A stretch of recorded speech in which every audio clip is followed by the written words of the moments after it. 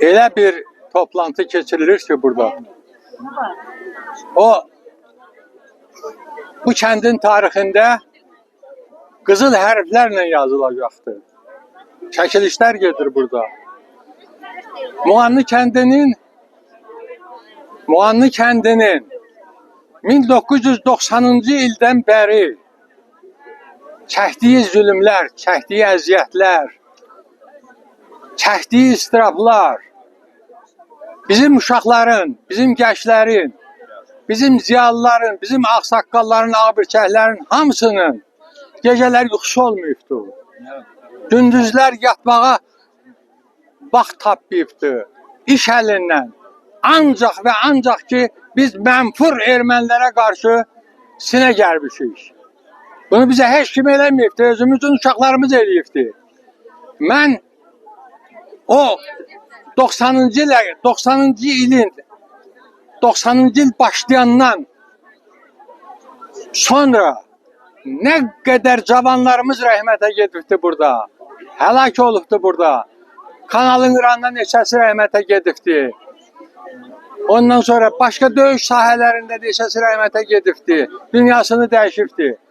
Bunların hamısını mən xahiş edirəm. Hamısının xatirəsini bir dəqiqəlik sükutla yad eləyək. Bir dəqiqəlik sükutla yad eləyək.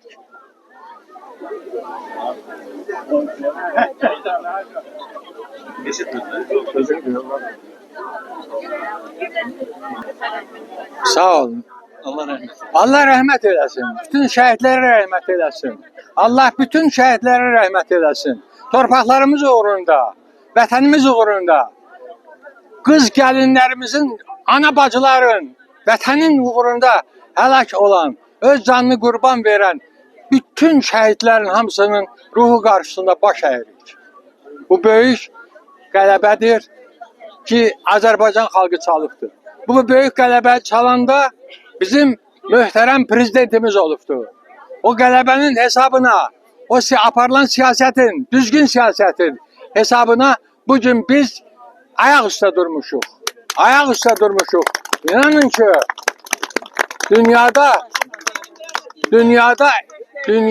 dünyada çoxlu sayda dövlətlər var.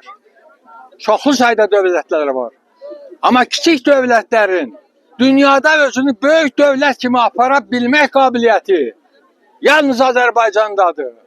Mən bunu cəsarətlə deyirəm. Yalnız Azərbaycandadır. Bəli, əgər bizim möhtərəm prezidentimiz apardığı siyasət düzgün olmasaydı, bizim torpaqları heç kim bizə bir qarış da verməyəcəkdi. Muğannımız da qalacaqdı ayaq altında, digər yerlərimizdə qalacaqdı ayaq altında. Ona görə də bir daha bu torpaqlar uğrunda həlak olanların əziz xatirəsi qarşısında baş əyərək mən onların hamısına Ulu Tanrıdan rəhmət diləyirəm. Allah rəhmət eləsin. Allah o dünyalarını versin. Sağ olun. Sözü vereyim. Bizim